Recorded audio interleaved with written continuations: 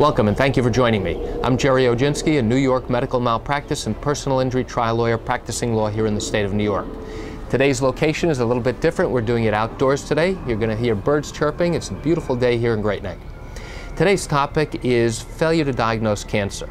And there are many types of cases that we see with this, from failure to diagnose breast cancer to failure to diagnose lung cancer. With a breast cancer case, oftentimes the patient will have gone to their doctor complaining about a particular lump that they have felt during the course of their own examination. Whether they're in the shower, whether they're getting dressed and they noticed a lump, and now they go to the physician and they mention a particular lump. The problem arises when the physician either ignores it, examines it and says, don't worry, it's nothing to worry about, or sends them off to have certain tests done, and the tests are not properly read.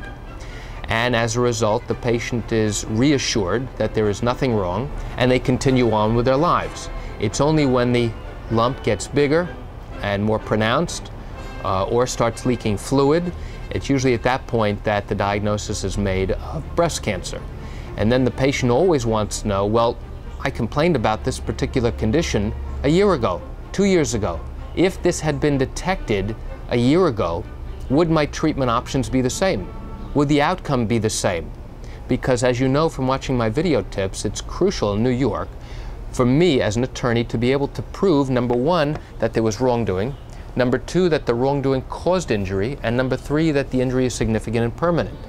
And with these failure to diagnose cancer cases, the other key questions that must be answered to evaluate liability, meaning who, if anyone, is responsible, is what stage was the cancer in at the time that you first noticed and recognized it and brought it to the attention of a doctor. We've all been told from day one that the sooner you find a cancer, the earlier you find it, the greater the treatment options are and the greater chance of success for treating that particular cancer.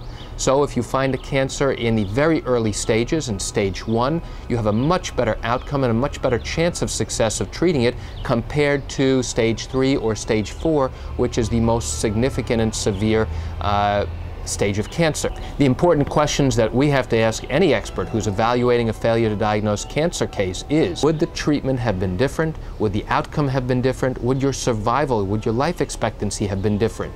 If the answers to all of those questions are yes, those things would be different, then now we have something to work with and we can proceed to look at what treatment options you have now and what your damages and injuries are.